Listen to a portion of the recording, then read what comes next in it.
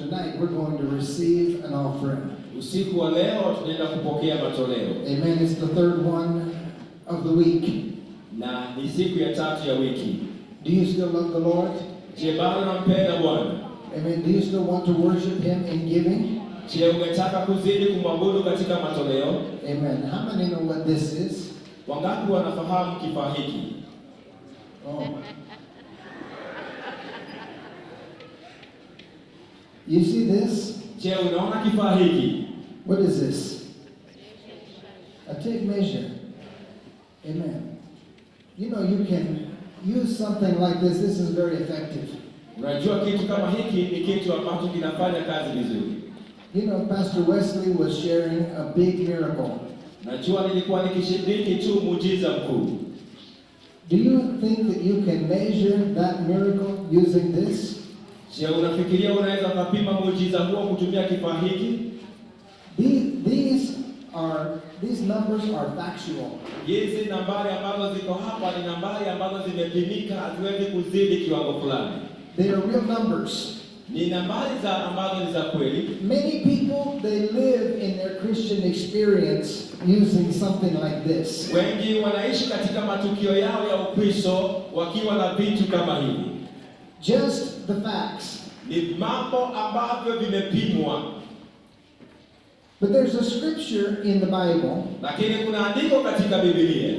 And it says like this. Na inasema jinsi hii. In Mark chapter 4 and verse 24. Katika Marko 4 na mstari wake wa 24. He says, take heed what you hear. Inasema ujichunge kile ambacho unachosikia. With the same measure that you use, katika kile kipimo ambacho unachotumia, it will be measured back to you. Utapimiwa na kipimo hicho hicho.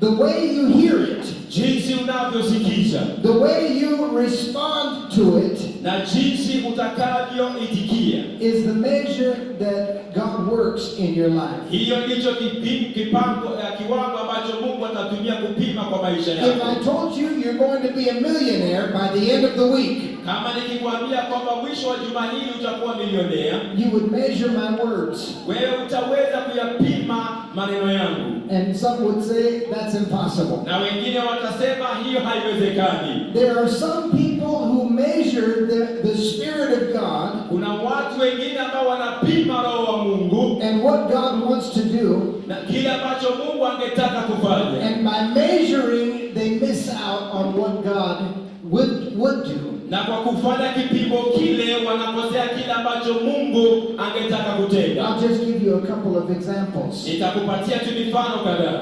The 12 spies who went into Canaan. Wale wajasusi 12 walioenda kule Kanaani. 10 of them measured themselves out of a miracle. 10 katikati yao walijipima wakajiondoa nje ya muujiza. A man by the name of Naaman. Na mtu mmoja ambaye anaitwa Naamani. It was a little girl who told him, ni kasichana kadogo ambaye alimweleza, you're measuring wrong. Wewe unapima vibaya. He almost measured himself out of a miracle. Yeye alikuwa kiwango kidogo tu akajitoe kwenye miujiza ya Mungu. When the disciples were sitting in the boat, wakati wanafunzi walikuwa wameketi kwenye meli, and they saw Jesus, na wakamwona Yesu, they measured the circumstances. Wao wakapima hali ambayo ilikuwa inawakujia. But one man acted in faith. Lakini mtu mmoja pekee akaweza kuitikia kwa imani. The woman who had the issue of blood. Ule mwanamke aliyekuwa na shida ya kutokwa damu. She said, if I can only touch his garment, akasema kwamba kama naweza kuguza tu pindo la vazi I can be lake, healed. mimi nitapata kupona. She was measuring. Na yeye alikuwa anatumia kipimo chake. There are some here tonight. Kuna wengi ambao wako hapa usiku wa leo. This is only the third opportunity to give. Hii ni wakati wa tatu nafasi na wapatia ya kupatiana kwa Bwana. And maybe you've already measured yourself out of what God wants to do. Na labda wewe umejipima na kujitoa katika muujiza ambao Mungu angetaka kufanya. If I had a glass of water here, kama ningalikuwa na glasi ya maji maji hapa, and it was filled halfway. na ingeweza kujazwa hadi nusu. Some people would say it's half full. Kuna wale wengine watasema imejaa nusu, Others would say it's half empty. na wengine watasema imemalizika nusu yake. I want to ask you tonight, Ningetaka nikuulize usiku wa leo, how will you measure what God wants to do in you? kwa nini ukapime kile ambacho Mungu anataka kufanya katika maisha yako? Can you still take a step of faith? Je, bado unaweza ukachukua hatua ya imani? This is a supernatural offering. Hii ni matoleo ambayo ni ya kitaua. That means we're going to say, God, we're going to trust you. Hiyo ni kumaanisha tuenda kumwona Mungu na tuenda kuweka tumaini letu kwake. We're going to do something that might seem crazy to somebody else. Twaenda kufanya mambo ambayo yaweza kuwa ni kichaa kwa mtu mwingine. We're not going to just measure it with our mind. Hatuendi tukaweka vipimo kwa mawazo yetu. We're going to trust God tonight. Tunaenda kumtumaini Bwana usiku wa leo. That's why Pastor Jones said last night Ndio sababu mchungaji Jones akasema usiku uliopita that it's a supernatural thing. ya kwamba ilikuwa ni kitu cha kiungu. Money is spiritual. Pesa ni ya kiungu, And we're going to take authority. na twaenda kuchukua mamlaka, We're going to act in faith na tonight. twaenda kufanya katika imani. Let's take our offering tonight. Wacha tuchukue sadaka yetu And usiku wa we're going leo, to pray na tunaenda and let the kuiomba, Holy Spirit speak to us. na Roho Mtakatifu atuzungumzie, And then we're going to give. alafu twaenda kutoa.